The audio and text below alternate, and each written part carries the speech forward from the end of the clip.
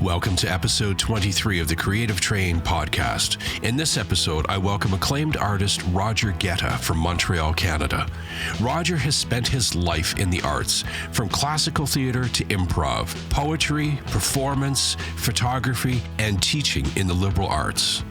Roger composed a montage of his favorite digital photography works for you, which you'll see if you're watching this on YouTube or on your device. Today, Roger and I discuss the motivations and passions in all things creative that not only keep us afloat emotionally, but keep us vital and relevant as creators. So stay tuned for an inspiring, lighthearted, and entertaining conversation with my friend, Roger Guetta. And as I said, folks, I'm really excited to welcome my friend Roger Guetta to the Creative Train podcast today. He's quite a guy. I came to know Roger through a photography group, a mobile photography group that we both belong to. And and then I just started really digging his art. And a friendship blossomed from there, as sometimes they do with good things on social media. So how are things today, Roger? Great. I just want to add a little something about our meeting and the wonders of social media is that not only did you dig my work, but I did write a poem which you were, interested in, and somehow I think you suggested that we could collaborate and you can put music to it, and we did. Yeah. And you narrated it and put your music to it, and we published it. And then that, and for me, that's a treasure. I'll put a link in the comments section to the YouTube thing. Yeah. And I think we've earned a total of like 47 cents so far on all the streams. Oh, well, monetizing art is not... it's not easy, is it? It's not easy, and it's never been one of my main concerns, but if it happens, it happens. Yeah, it's better than trying to, hawk cassette tapes of it on the sidewalk or something. Yeah. Hey, you want to buy a tape? Yeah. There's a funny story with that, is that when I went... when I was teaching, the beauty of teaching is that you get months off, right? Mm-hmm. And towards the end of my tenure there, I would go to California for 2 or 3 months in the winter. Nice. And the first time I went to Venice Beach, I was kind of cornered by someone who was trying to sell me a cassette. And, I felt, I like to support artists. So I gave him a 20. Yeah. And oh my God, when I gave him that 20, it was like 5 or 6 guys rushed me because, usually I guess they get $2 or something like that. Yeah. And so I was a big shot at that moment. Nice. Yeah. So you were talking about when you were teaching. What can you tell us what you were teaching and where you were teaching? Yeah. Well, Quebec has a system called the CEGEP system. Mm-hmm. That's an acronym. I don't even know what it stands for, but it's students get snatched away from high school earlier, and it's a 2-year program, pre-university program, and it mimics university. So it's like professors and students, and they take courses, they choose their department and their area of expertise, and we teach it like a university. That's really cool. Yeah. So I was the head of the theater department, and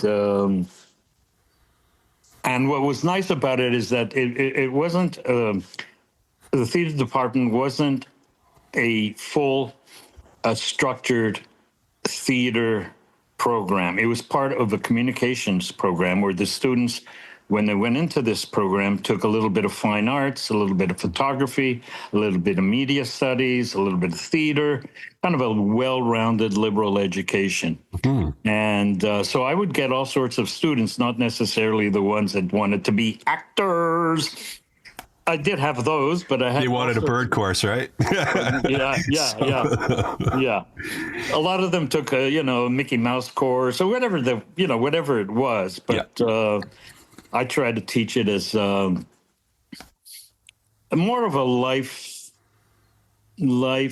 knowledge of life, of its ups and downs, how to navigate it. That's rather really cool. Than using theater methods. So not necessarily Shakespearean or classical theater. And we did touch upon that. We touched upon everything, but not geared for people that wanted to pursue an acting career. So it's kind of like there were other CJEPs like Dawson who had a full 3-year program, a theater program. So they did all sorts of, voice courses and all sorts of courses. But I was mainly teaching in that course. And, we put on plays. We did all sorts of incredible things. It's interesting when you were saying that about the, about teaching kids just about life and navigating and stuff, that it sort of touches on psychotherapy in a way at that point as well. I don't know if it goes that far, but it goes to the holisticness of being, a person. So we did relaxation exercises, stretching exercises, scene studies, improvs, all sorts of things. Oh, cool. Very cool. So that they can all kind of like support each other, have fun within certain parameters. Yeah, I get that with certain music students. Now, my music classes are generally one-on-one private studio situations, but it's interesting that when something creative, when something artistic gets involved, some people's walls go right up and some people's walls come crashing right down. Right. And there's been a few really amazing moments where, for 30 minutes, I've had a kid just confide in me. And this one girl, she was having just a terrible time, and I'm not laughing at that. But she said, have you ever heard of the term therapy friend? And I said, no, I haven't. And she said, it's that one friend that you can talk to. And I was thinking that she was going to say that she spent the day with her therapy friend. And she goes, you're my therapy friend now. I said, I'm very honored, and you can feel very safe with whatever was discussed here. It's not going any further. Yeah, rather than a BFF, you're a BTF. Therapy friend. But I thought that was nice, because it's like, it's different, if you're teaching athletics or something like that, there is that sense of camaraderie and the need to, work together and stuff. But when it's something creative and artistic, it's different. And I don't even know how to put my finger on it. My teaching methods were, if I was going to describe it in any way, it would be a kind of maverick style. So high school kids coming into my classroom for the first time, after the first class, I think I had about 70% who either hated me or didn't fucking get me, or just like, what the, and then, but there were 30% that were so enthusiastic. There was a fresh approach. That's great. To learning, so that eventually, that 30% guided, convinced, cajoled, I don't know what, but that 70% became like 20%. When they got it, when I said fun within parameters, is that, like I told them first class, it's going to be fun. And the administration doesn't know that. That's why we keep the door closed. Yeah, I actually went to the door, opened it up, looked outside, closed it, and said, "Oh, great! The administration is not walking around." Nice. Yeah, and I said, "It's great that you had that latitude." Yeah. Total autonomy. It was great. Yeah. So when you were talking about like the, you do some improv and you would touch on classical things, and part of it was life navigation. Do you have like a process that you like to go through with that? Like how you kind of like parse certain personalities in the classroom in your mind and know how to treat them or handle them or conduct yourself with them? Do you have a personal teaching process that way? Like in all my processes and, throughout my life, I started basically in fine arts, and since that time and getting into theater and film, I always kept up my visual thing, and process is very important. And what I try to embed in the students is you have to fall in love with the process. And I try to explain to them what the process is. Now, my process is to teach by example, right? So I'm telling them I'm going to be authoritative. I'm not going to be authoritarian, which you're used to probably. And that is taking a big risk. So, meaning, I'm going to give you a lot of latitude. I'm very liberal. I'm free spirited. So you can't take advantage of that. You know what I'm saying is that you have to stay within the parameters of the fun being within the structure of the exercise. You can't go and start laughing and gossiping and doing all sorts of outside of that. That basically the process for me was always keep my mind quiet in the sense of non-judgmental. And when the mind is quiet, it's able to observe very, very minute details, nuanced details. And I react the way I react. Sometimes I'm cynical, sometimes and at times I would tell them, because of my cynicism, I would say, look, my humor is so off the wall that you can't take offense to it. It's too off the wall, Even if I have a filter, but it's pretty coarse. So when did you realize about this necessity to have that latitude and levity in your class? Were you as a teacher earlier in your career, were you like No.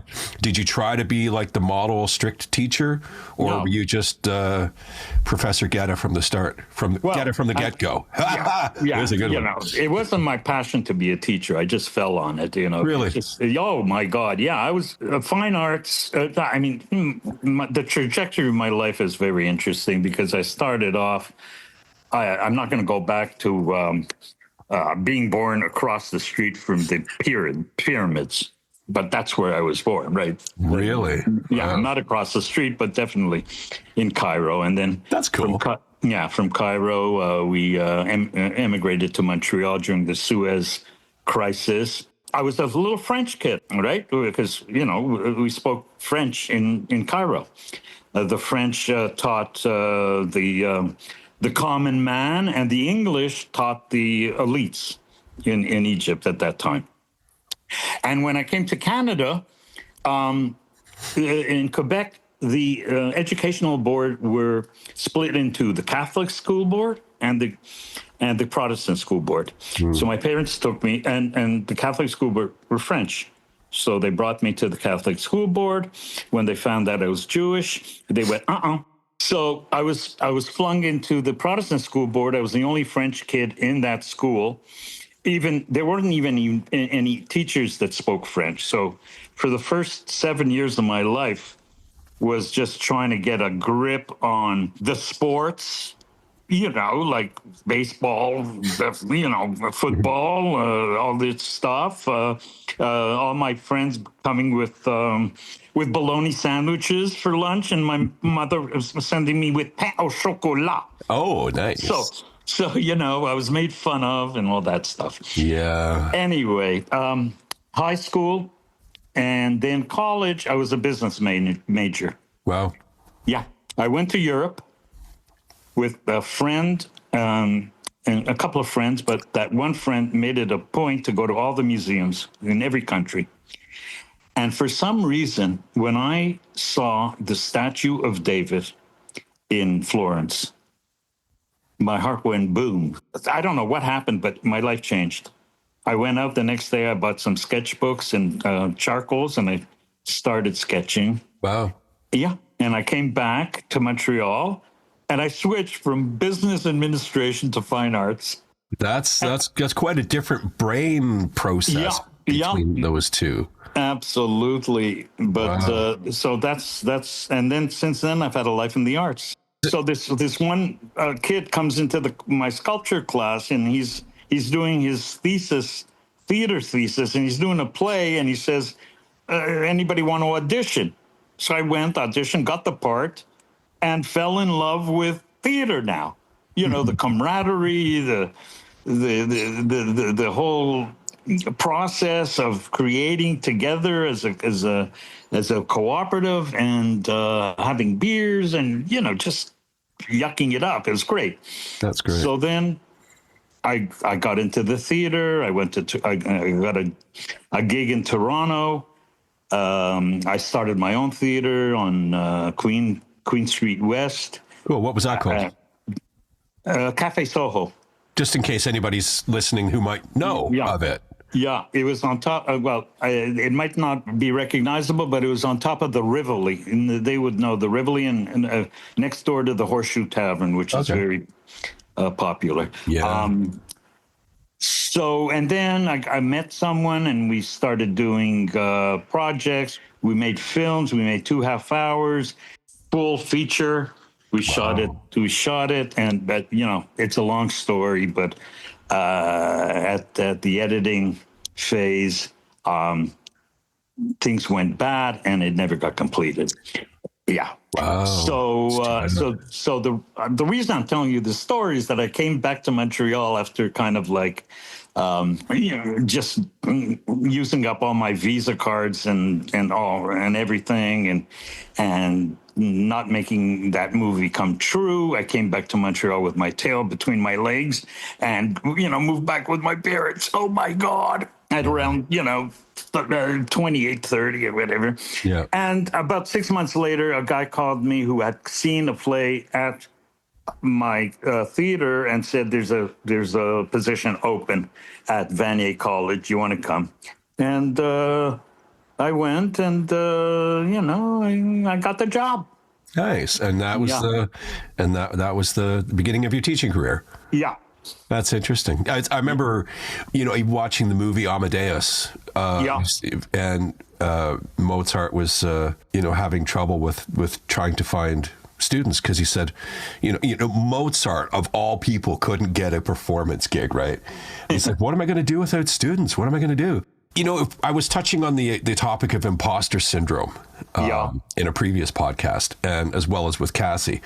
And this line goes through my head so often, and I can't even remember where I first heard it, but there's like, those that cannot do teach, and those that cannot teach write about it. Mm-hmm. And I was like, here I am. I'm in my 31st year of teaching music in a private session, right? And I perform and I record and all that kind of stuff. And then, which is very important. And then I'm starting the podcasting, and I'm scripting things, and I'm going, oh my God, now I'm writing about it. Yeah. Well, so Mark, you're a doer. Yeah. It doesn't matter. And that's the thing, I think is really important with creativity, is that, the artistic mind doesn't have to have a mono focus. Exactly. I mean, if you're motivated, like you were saying, all the things that you went through before you started teaching, directing and business and all the rest of those things, and you can't keep an artistic mind shackled. I also do glass. I don't draw worth a shit, but I still try sometimes.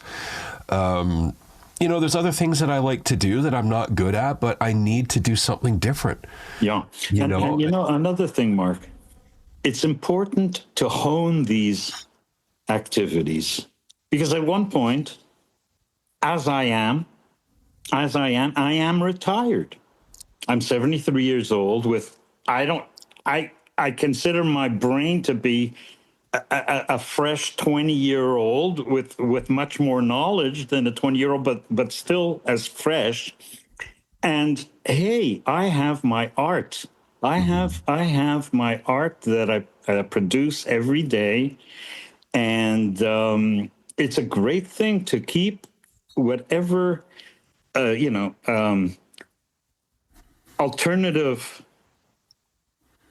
creative stuff that you like to do. Just keep on doing it. Keep on doing it. And now, really, now in my retirement years, they're the best years of my life. I mean, I dug teaching. It was a dream job. I mean, not only was it amazing, it was like a 15-hour work week.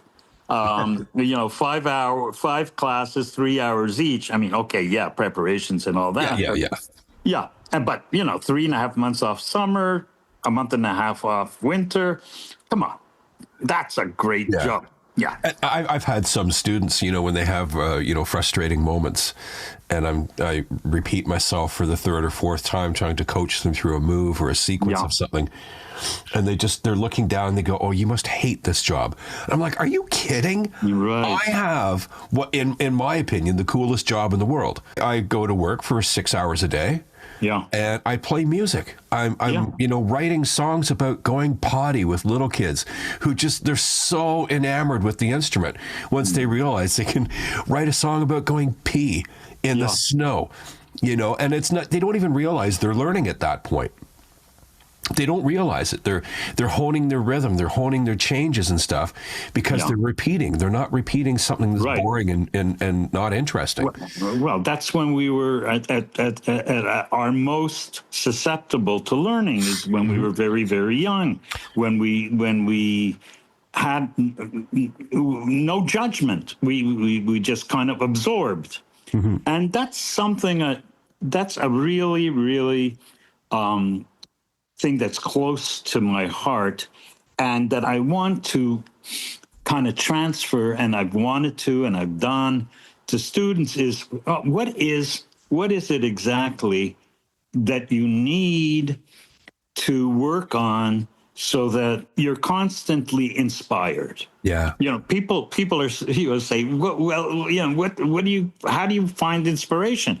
Well, inspiration is in everything, It is, and it takes a very good eye and a very open mind to see those things and to see them as worthy.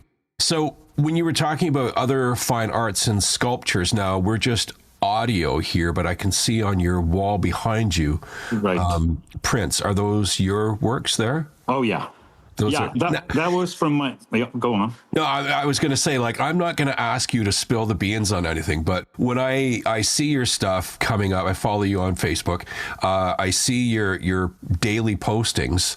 Yeah. And I look at these things and I'm like, holy shit, this guy's either a genius or a maniac or a little bit of both. Where does this stuff come from? And it's not AI, because I've seen your stuff since pre-AI, so I know you're not. No.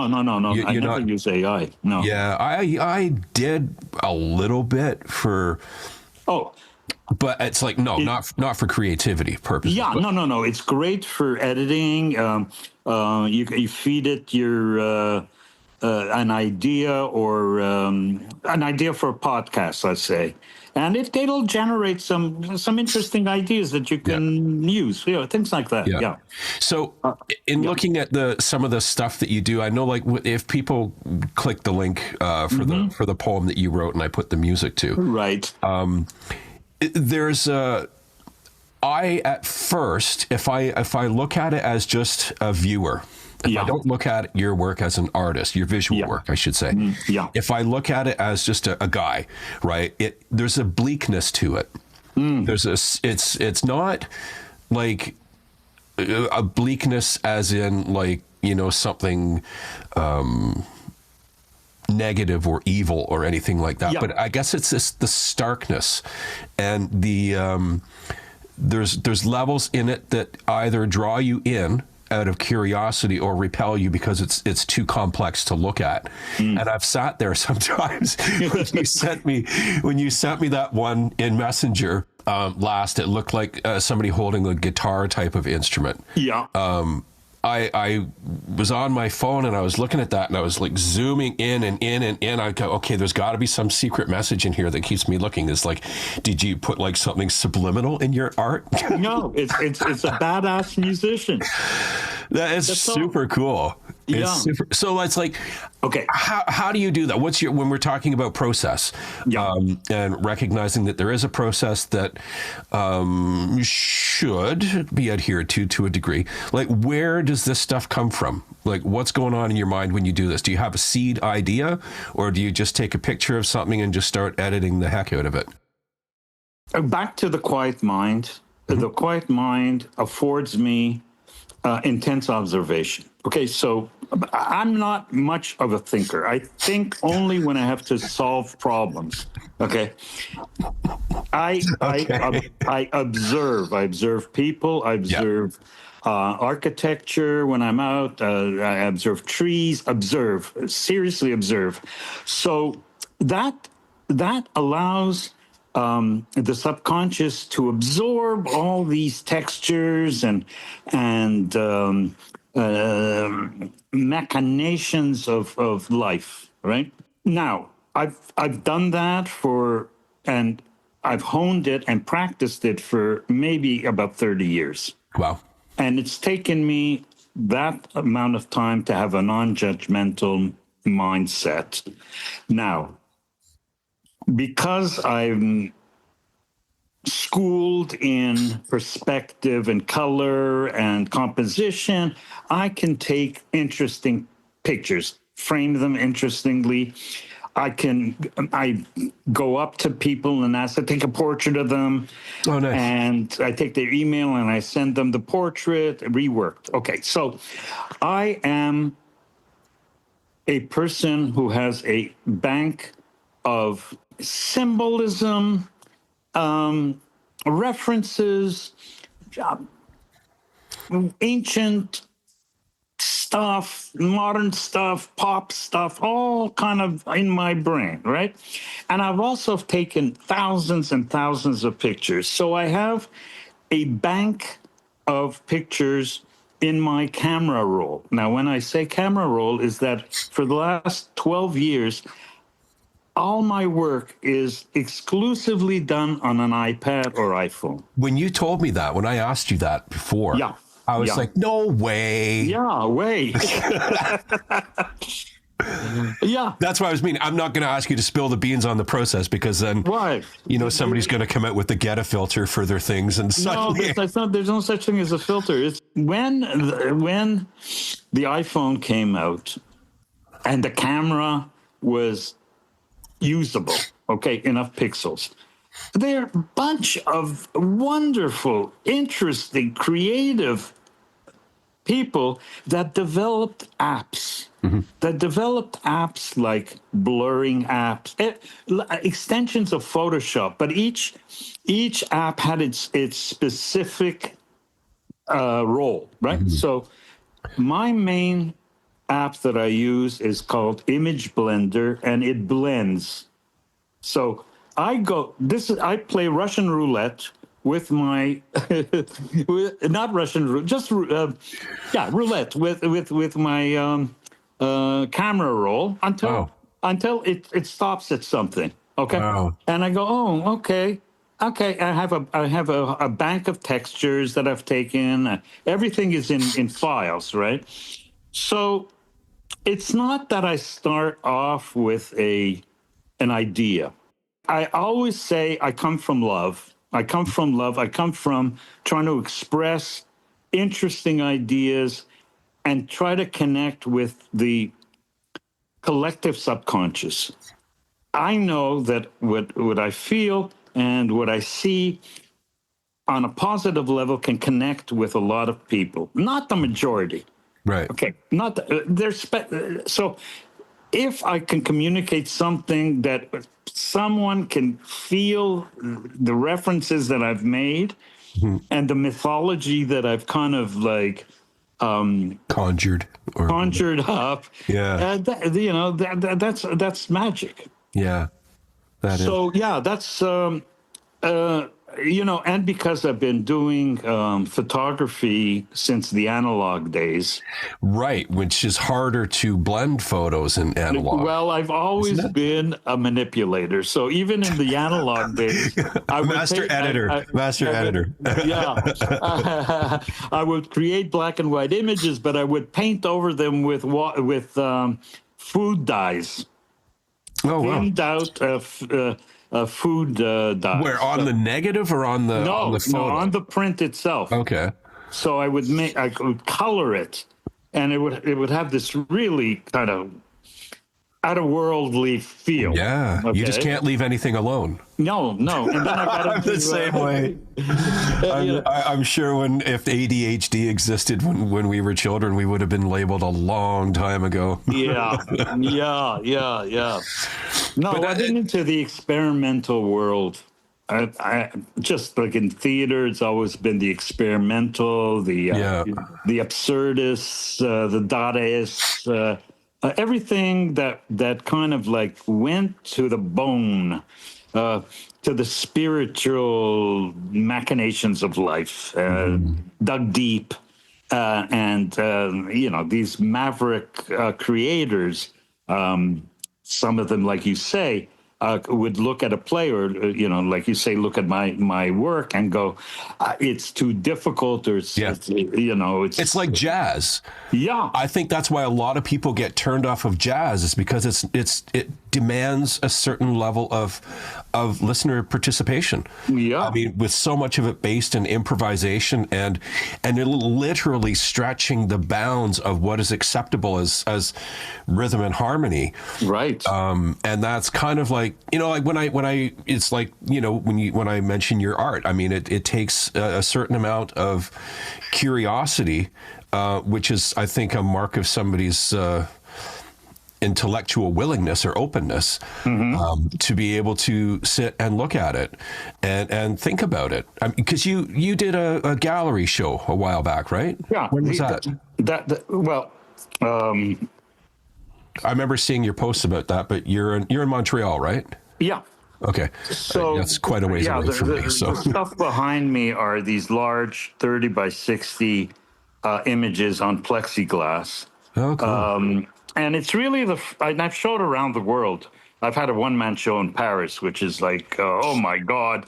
I mean, actually, someone tracked me on social media and invited me to their gallery in Paris.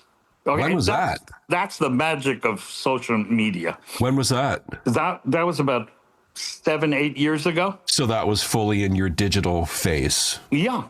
Wow. And it was my first trip to Paris. I had to go. And did you get a beret? Yeah. I'm wearing kind of. Is that it? Is that it? No, but Roger has a very spanking looking hat on right now. If you're wondering what we're talking about. Yeah. Yeah, and not to brag, but I've had shows in LA, I've had shows in Toronto. That's not bragging. That's one of the things that I want people listening to this to know, because for so many people that are motivated by taking on a new hobby or elevating their hobby to perhaps a level of job, maybe do an art show here and there. I want people to know that there's like regular, normal people living among them who make a living in the arts. And that was the thing with Cassie Noble, my guest on the previous episode. She's just in her early 30s. And she's not one of those, Instagram or TikTok influencer types who's out there doing, covers to gain recognition. She's being authentic. She is being her. In the same way that you say you're coming from a place of love, but you've got all these wicked tools that you can use for creating, right? So it's like you're not trying to, although the statue of David was very important in your artistic evolution, you're not trying to recreate David. No. Maybe you've done something with it. I don't know. Yes, but you're not harping on it. No. You're not, that's the thing I think is where the line between us having confidence as creative people, this is like not even thinking necessarily of teaching at this point, that what we have to offer to the world that AI never will have is spontaneity and insight into, like you can be profiled by AI and they'll send you ads based on what they think you do, right? I find those things ridiculous, and they're wrong 90% of the time. I get Korean dating site apps coming up now. Oh my God! What's with that? No, I don't get those. But I think that's the thing that like people need to know is that like, somebody who started out in business administration, was that what you said you started out your studies yeah on? Exactly, yeah, can pivot and land on the most awesome career in the arts. And well, here's a beautiful story, Mark. Sorry to interrupt. No, please, that's what it's all about. In one of my classes, a day class, and filled with 17, 18-year-olds, in comes this guy who's older than I and is a student. And he goes through the course very adaptable and kind and generous. And he graduates from my class. 8 years later, I see him slogging around the hallways of Vanier. I go, Richard, how you doing? He says, good. I said, do you come to visit? He says, no. I said, what's the story? He says, I got a job here. I'm a professor. Nice. In what? So well, in history. Okay. But the story is that he was like 38. He was just sick and tired of his job. He got a master's degree at 38. So like he's 40, whatever. Mm-hmm. And recreated himself and became a professor. That's awesome. At that age. Yeah. So that's the story, is that even at that age, right, you can reassess. Yeah. Yeah, that was one of the things that COVID did particularly a nasty job to, was my industry anyways, which at the time was 50% teaching and 50% performance of music. Right. And both of them were stopped dead in their tracks. Luckily, I had a little bit of opportunity to teach virtually on this same platform. We're using Zoom right now. Yeah. And, it leads you to doubt yourself a lot, and it's like, at some point I was thinking, okay, if this is the end of my musical / teaching career, what am I going to do? The only thing I could come up with was, I want to cook. I love cooking. So, did you have a plan B? Did you, in those moments where you're like, oh my God, I suck at this. What am I going to do? I need a day job. I think young artists should have a plan B. Yeah. I think, no, my plan B, it was getting out of business administration and, taking plan B for a ride.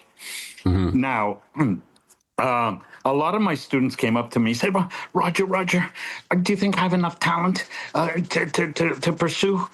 And, even though the reason I got into into Concordia and fine arts is that I took a YMCA course before, when I came back from Europe, and it was like an 8-week thing, and I did it. And then I actually went to the professor. I said, I think I want to change. I think I want to go into the arts. Do I have enough talent? And he said, yes. Wow. But, okay, he said yes. That's taking a big risk. That's taking a huge. So I never did it. I never said, yes, you have enough time, because, it's. So what do you say in that situation? I say to them, what I did say to them is, pursue it with all the gusto and all the energy and the fire in the belly that you need, and know that you have to take 2 jobs, and know that only 5% of actors make a living, and pursue it for 10 years. At the 10-year stage, you're 17, you're going to be 27. If you see that it's too much of a slog. Mm-hmm. Okay, and I think, I mean, everybody says don't give up. Pursue your dream to the end.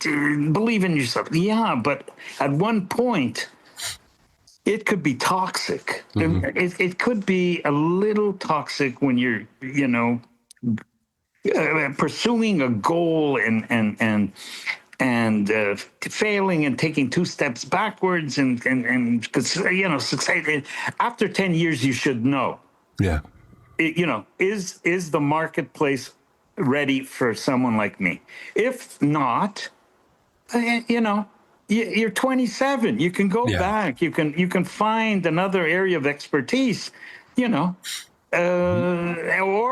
or look within the realm of theater or film where you wanted to be an actor, but you've made connections with a sound department or set design or maybe go into that, Mm-hmm.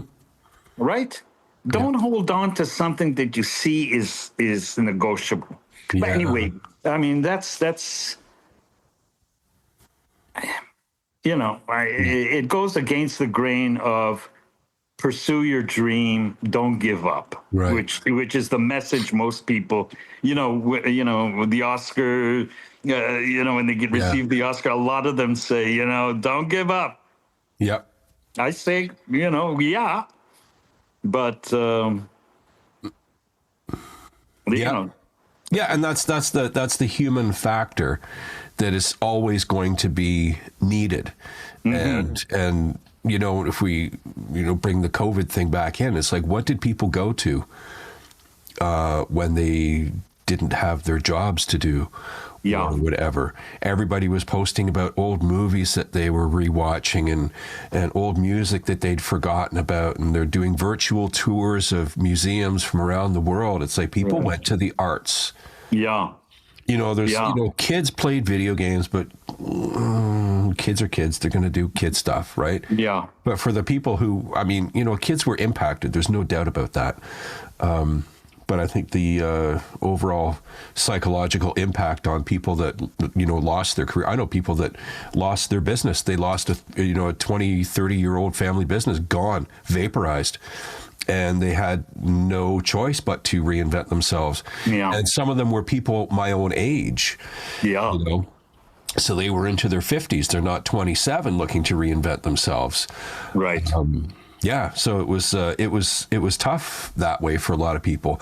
But I think the spontaneity and the creativity of humans, and our I guess you could say our perspicacity and willingness to pursue when things seem pretty ominous and impossible. Right.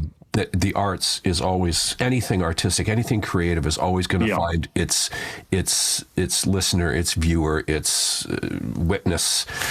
And that's what we're doing. That's what we got to keep on doing. We're not Yeah. going to do it because we want to get rich.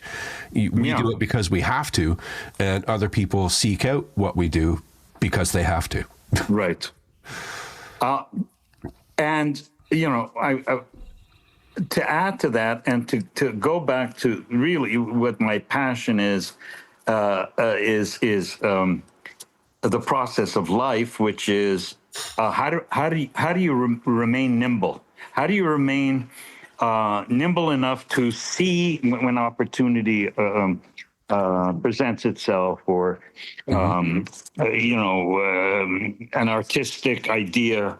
How does it come to life? And again, the honing of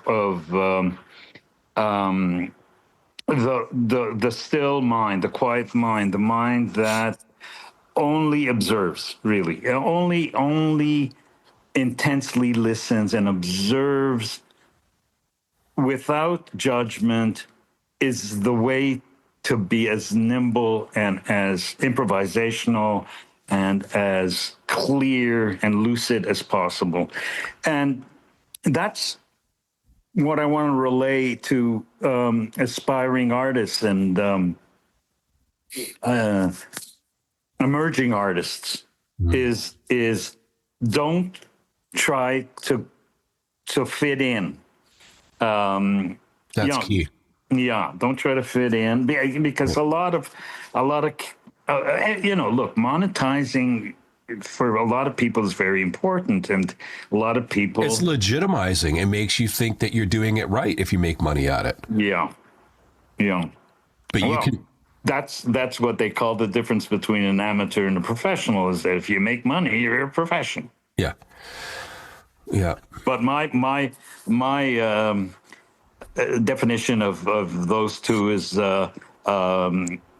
if you're a procrastinator, and a lot of us are, but if you haven't been able, to kind of like manage that, you're an amateur.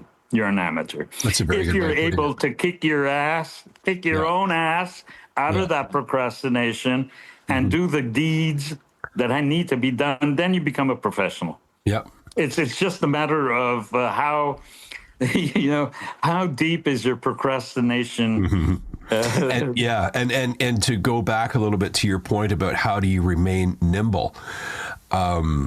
I think something, you mentioned that you're retired now. So I think from what I've seen in certain people is when they retire, they don't know what to do now that they don't have their job anymore.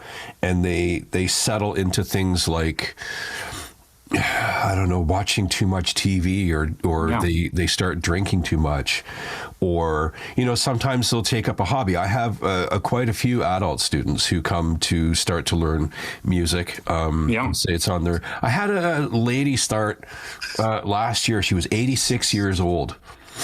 She'd always wanted to play ukulele. Oh, yeah. And so now she's in her second year of full on stuff. And we're doing, songs that were popular when she was a kid. Right. Brother, can you spare a dime? Yeah. And Blackbird. Yeah. And it's like, the willingness to use your free time to explore yourself. Yeah. When you speak about the quiet mind, I mean, that's something that not a lot of people have these days, especially with the prevalence and the ease of finding distractions on your devices. You don't have to think much anymore. You can go through Pinterest and find other people finding the things that you'd like to do. And for some people, that's enough. And they put a bookmark on there and they'll go back and they'll share it on their Facebook page or something, but they never end up doing it. And it's awesome. For me, when you're talking about being retired now, and I see this constant output of words and images. Yeah. These are the best years of my life. There you go. There you go. Absolutely. And how long have you been retired for then? 3 years. Really? Yeah. Wow. Yeah. I often say that as a musician, I'm on the, instead of the Freedom 55, I'm on the Freedom 95 plan. So, yeah, 3 years. That's great. Yeah. And, I'm lucky. I mean, I have a humble pension from the college and the government pension, and it sustains me. I've got my big ass flat screen. I've got a nice stereo system. I got my headphones. I got, I've discovered a new system of culinary activity because I went to the doctor and I've had like diabetes 2 for the last 15 years. It just happened, and I took the pills and stuff, and I went to the doctor about 6 months more, and she says, "Oh, I might have to put you on Ozempic." I said, "Oh no, I got home. I said, no way, I'm taking that, And I went on a 9-week shift in habit breaking, and I lost 28 pounds in 9 weeks. By cutting carbs and intermittent dieting and the whole gamut.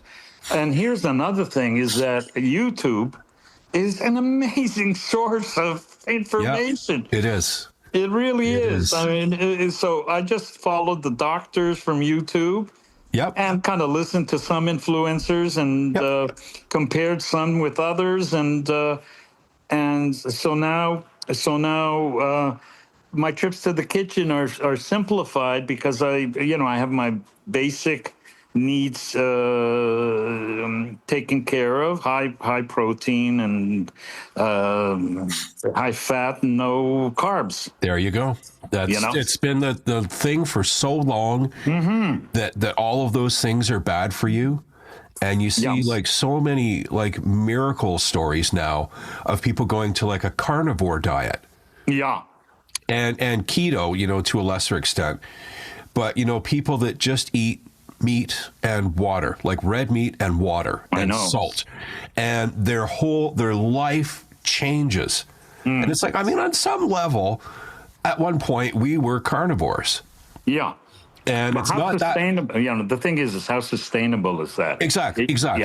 Yeah. But it's like, I saw this research thing now about like how the main composition of fuel for your brain is cholesterol. Yeah. And all these diets that say cholesterol is bad, cut out cholesterol, and then Alzheimer's starts to come up, and it's like, Yeah. So what's your favorite thing to cook?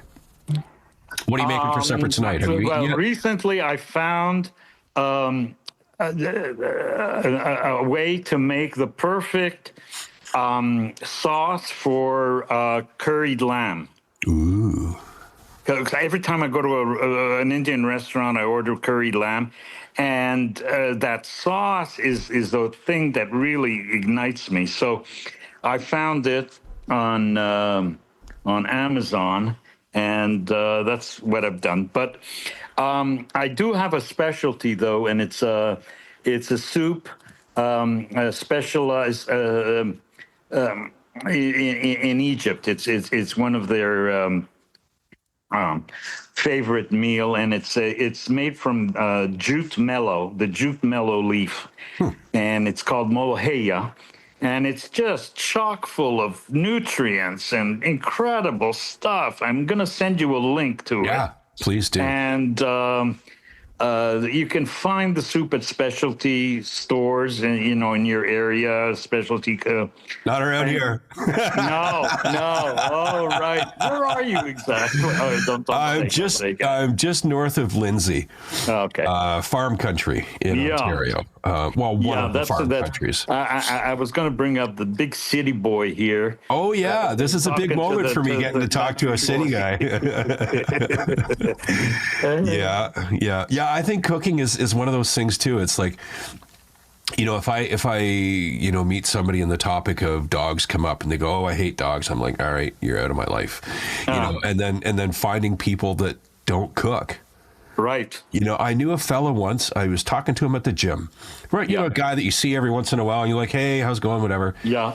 And I said, you're losing some weight. This looks good. I said, "Did you change your diet too?" And he says, "No, I just eat whatever the wife gives me." I said, "What, you don't change what you cook?" He says, "I haven't been in the kitchen in 25 years.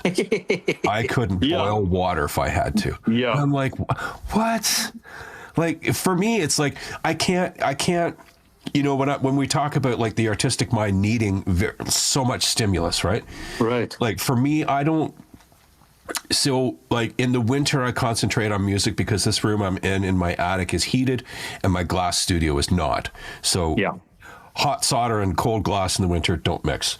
So, right. but between like music and writing and glass and cooking, I don't think I could prioritize one. If somebody said, if you had to take one of your passions and eliminate it, which one would it be? And I'm like, I don't know. Right. It's just, I can't. No. Well, you've got a curious mind, and you've developed that, and since the moment you discovered that you've been conditioned, and you've got to get out of that conditioning. Yeah. I think that's most artists come to a rebirth at the moment, at that moment when they realize my parents, my religion, my school system, everybody conspired to develop a certain type of human. That ain't and I recognize that. Yeah. And I choose to change that. Yeah. That was a big moment for me. And that was a podcast episode that I made. And I believe I called it Who Do You Think You Are? Uh-huh. And it was... Oh, yeah, I think I heard that, yeah. It came to me like maybe 5 years ago when I sat down with myself while I think I was just when I started getting back into doing glass in the spring. And I said to myself, I'm an artist. And that was a hard thing for me to say because I know that it's like, you know, you and I and many other people that do art, anything creative, we have an insider's view and we don't need outside validation for our motivations, right? But, you know, when you say to yourself, I am whatever, right. You know, you talk about that reinforcement. You know, if you keep saying that you're not worthy, eventually you will not be worthy. Right. If you keep saying... have to, you know, look, historically, Mark, of course, there's so many outstanding, you mentioned Mozart, outstanding artists. And sometimes in our youth and our development, we go, how am I ever going to reach that standard of calling myself an artist? But of course, there's no way. You have to develop your passion, which is part of the cycle to reach the point where you say, what is an artist? An artist is someone that brings forth their belief systems, their subconscious, their desires, emotions, and connects and shares it with others. And that's it. And, you know, if we can share, and that's the beauty of social media, is that we share it all the time. Yep. It's wonderful. Yep. And talking about sharing, and just to mention this, is how things, you know, so I'm not a particular spiritual person, but I do believe that if you put out enough information to the universe, enough desire, enough fire in the belly and need to do, the universe provides. And only if you are, of course, aware enough to take in the cues and the triggers and all that, right? So the universe provided something for me about 4 weeks, 6 weeks ago. A friend, a Facebook friend, contacted me and said another friend of hers has written a book and she's looking for an artist to do her cover. And she didn't correspond with me for another 2 weeks or so, and then she did, and I got in contact with the writer. And to make a long story short, I provided her with a cover to her book that she loved, her publisher loved, everybody loved, apparently. All her friends, everybody loved. So nice. And then I said, well, you know, why don't you talk me up to your publisher? Another long story short is that the publisher contacted me, and I will be soon be published. What will be published? So I will. Your written work. Well, it's a book, mostly of images. Nice. And when you say that my work, what did you call the feeling that you have about my work? I said it's bleak on the surface. Bleak. Yeah, some of it is, but I consider myself a stylist, meaning, and that's how I'm going to break up my chapters, is that, yes, I do kind of German expressionism, which is bleak. And then I do kind of like... Germans express themselves? Yeah, there's such a thing as German expressionism. Yeah. The Cabinet of Dr. Caligari, if you know that film, or no, I don't. Nosferatu. Yeah. That's German expressionism. Okay. Gotcha. But I also do very modern, very stylistic stuff. I do abstracts, very kind of like colorful stuff. So basically, I do a lot, and one of the things that I've always wondered about is that, Roger, I think you should stick with one thing. Most artists are known for one thing. Yeah.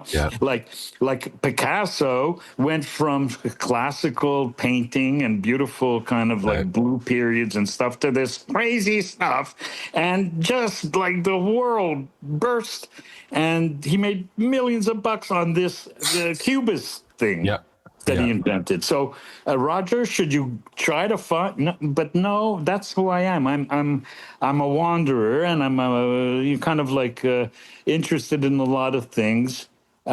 Just like theater, I was interested in Shakespeare as well as Dada, crazy exploratory plays and stuff like that. So.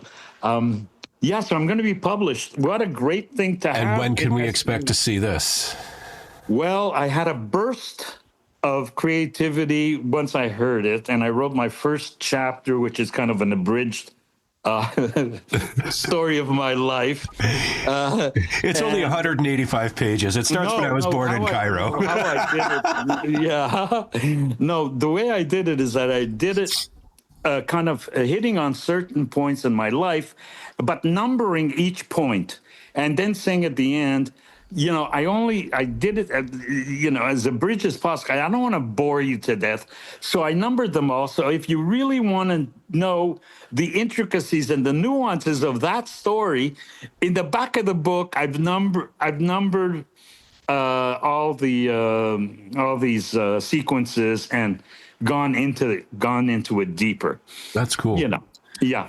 And so now I'm in the stage of picking and choosing the 3 chapters of the different styles of images that I do, and that to me is like, oh, it's so difficult to choose. I've got thousands of images, and to choose the most aesthetically interesting ones. Anyway, Yeah. So is it like coffee table book format we're looking at here? I don't know how it's going to turn out. That's going to be a discussion for later, right? I mean, I'm just putting it together, and probably it'll be a fairly large size book. That's really awesome. That's super. Congratulations on that. Thank you. So that's how the universe kind of like brings serendipitous moments. And it's only the people that don't think of themselves as part of a whole, a greater whole, right, that can really be, skeptical and cynical about that and say, it's not true. It's like, all right, okay, you go on with your day job and I'm going to do my thing. Yeah. It's like when you know that you're part of a greater whole, WHOLE. Then those things, I think, they're on their way to you. What are they waiting for? Are they waiting for our, a certain level of commitment from us? Like, what is the thing in us that triggers the universe to respond? You can't just say, okay, I want to go downstairs and I want all the dishes to be done and, supper to be on the table. That's not that kind of thing. It's like, there's got to be something, within us that lets the universe know that we are indeed ready. Well, it's sometimes the eureka moment that gives birth to an idea, and the idea is the fuel that gets you activated in whatever it is. If you're going to go research it, if you're going to go to a bookstore and peruse and check it out, the universe is going to highlight a certain book. Let's say what I'm saying is that, and that, like, in my experience, that book, when I had my own theater, I found that book and I bought 12 copies of it because it was at a used bookstore at $2 each, and I brought it to the cast, and we did it. And not only did we do it, but opening night, I was putting up the sign for the presentation of this adaptation, and this guy is walking, and he goes, "What are you doing?" I'm saying, "I'm putting up." He says, "I wrote the introduction to that book." And which book is this? What's it called? Oh, it was called. I don't remember what it was called, but the play was called Tilly's Fractured Romance, which is an adaptation of a Charlie Chaplin thing, Oh, and it was wow. written by a jazz musician from New York. Who was kind of off the wall and wrote this play about God and Noah. God and Noah, Noah's conversation with God. So Wow. when's the flood happening? Like really New York kind of Right. Yeah. slang and That's cool. yeah. That's really cool. So yeah, so that's what I believe, and that's what I think, and that's what I tell students is just be open and await for eureka moments. Build up ideas over and over, and there's no bad ideas. Just keep on Yeah. generating, and once something gives hold, then you'll meet someone that's going to give you advice or give you their card or Mhm. guide you somewhere to where another event will happen. Yeah. And that's one of the constants that I find in talking with other artists is that we keep logs of things, even though we're not maybe as dedicated journalists as we'd like to be. On my phone, I've got well over 100 voice recordings that I've had since the iPhone 3G, right? They just keep coming back onto the phone Yeah, from the cloud, right? And yeah, it's like one of these days I'm going to do something with it. And, right. and it's that thing about the artist's eye and ear and heart and mind being able to take a tiny little detail of something and turn it into something else. I found even like misunderstood lyrics are a great inspiration because I can hear something and then think, what was that? And then it gets stuck in your head and then your brain starts working on it. Yeah, And, in another, 15 minutes or 15 days, you've got another piece of music coming out based on something that you heard wrong. right. Yeah. Well, also, the data is were quite interesting because they did kind of cut up poetry. They would cut up phrases, sentences from newspapers and put them together and create a poem. That's So interesting. yeah, so that was a whole movement. It was a whole movement of found and kind of random connections to make, although absurdist commentary, but also very political in a way. And so there's many different forms of art, right? There's conceptual art, there's performance art, there's all sorts of things that people go, oh, what the fuck is this, right? I mean, yeah.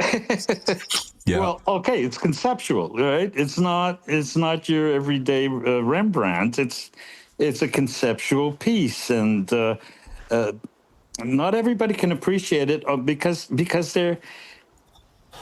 they haven't escaped the conditioning of judgmentalism, right? I mean, there's so much of that going around. Mhm. I But ca- appreciation. Look, yeah, you noticed all my art on my wall. I'm noticing all the guitars yeah. behind you, This is and I'm most of them. going, now what is that? Now, it's like when I see wealthy people that have like a garage full of vintage cars, right? Like 30 or 40 of them. I go, okay, so like, Why? what is that? Is that a collector? Is that a person who likes to drive different? Yeah. So when I look at the guitars, I go, okay, so is Mark a collector, I use or them. is every guitar does Does each guitar trigger something new in you? Absolutely. Yeah.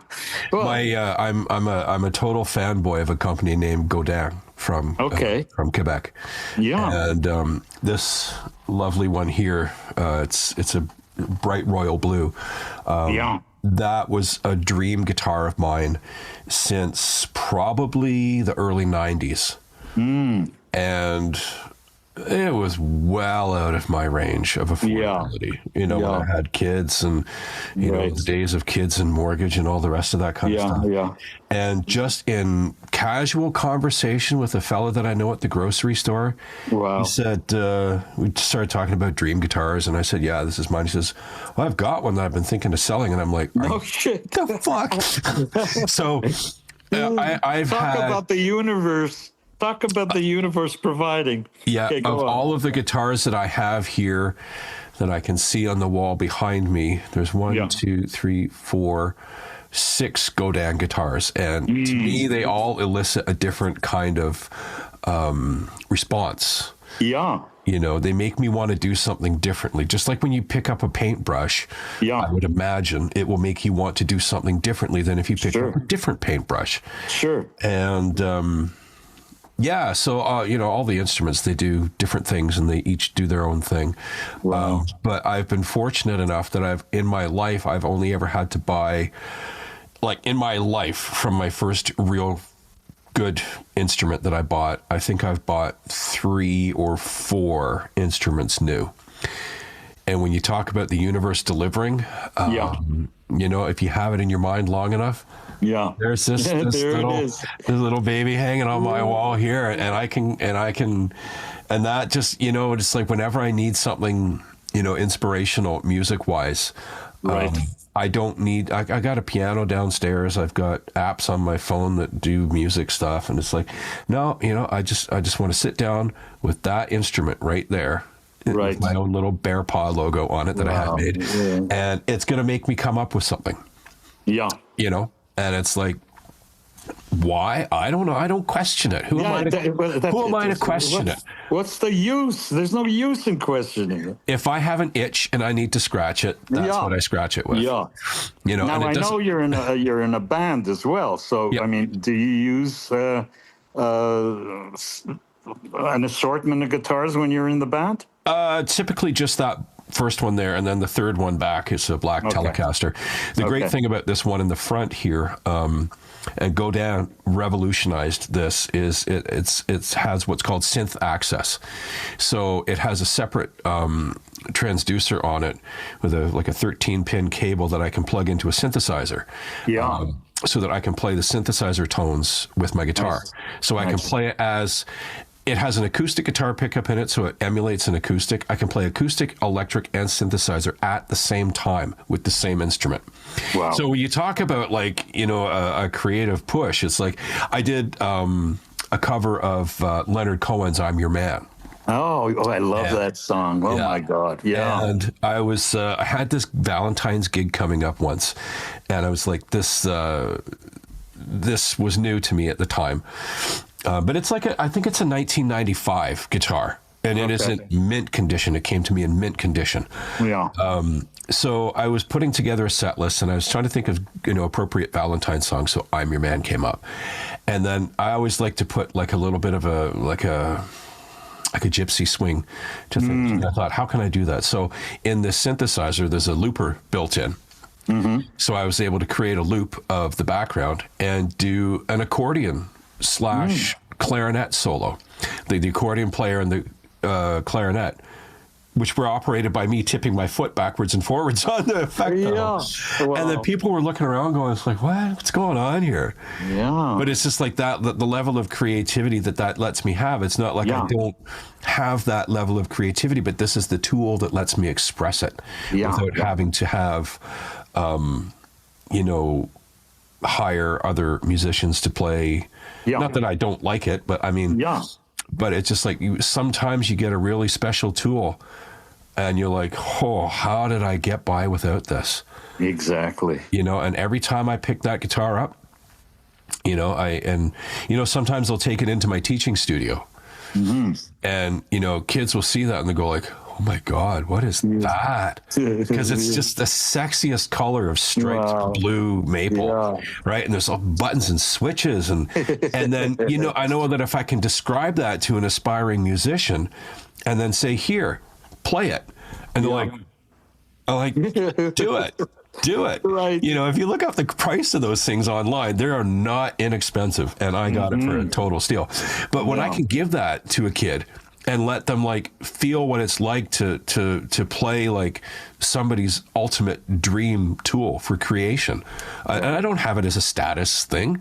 That's not me. I use it. That guitar works for me at least 2 days a week. Yeah. And then when you see the look on somebody's face when they can touch that thing that they've only maybe never heard of, or only dreamed of, and then their face lights up and their fire is lit, So that's a great thing that you're able to teach by example and teach by allowing the novice touch. Yeah, an elevated aesthetic without them even understanding it, just kind of feeling it, and storing it in the back of their heads somehow. They'll never forget it. Oh yeah, there's that shit out there that can kind of make my life, more lucid. Mm-hmm. Yeah, that's a great way to put it. Yeah. Yeah, so it's am I a collector? Yeah, but I think I would draw the line. Oh yeah, that's a secondary. Yeah. Yeah, I collect that which I want and need and can use.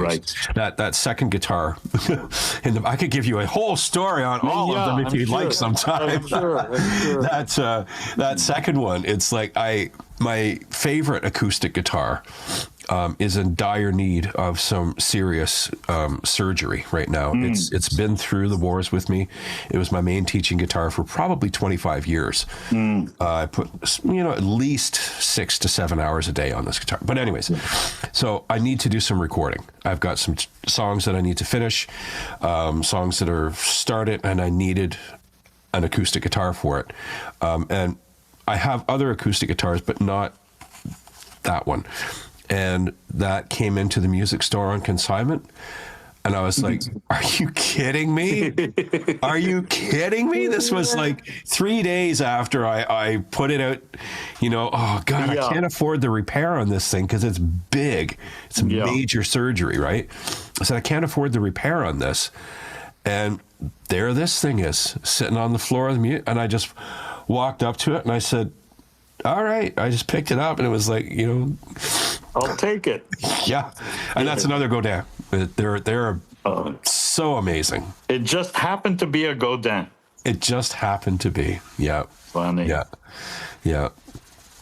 So we're coming on 2 hours now. We've touched on a lot of really cool and fun things. I don't know if anybody's still listening by now, but if you are, thank you. So what do you think? Any other things you want to touch on or bring up or express before we draw to a close soon? Okay, I'm just going to make a comment on your comment about the images behind me that are part of my show. And I was saying I have had a lot of shows, but most of the shows have been to show my diversity in styles, right? So there was never really a thematic thread.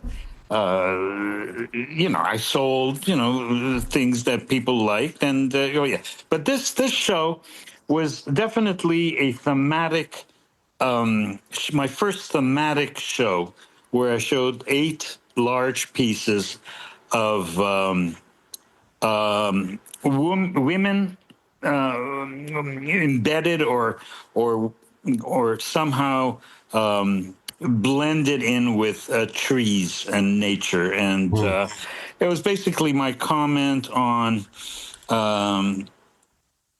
my respect for humanity, women in their plight to be acknowledged, and my disdain for the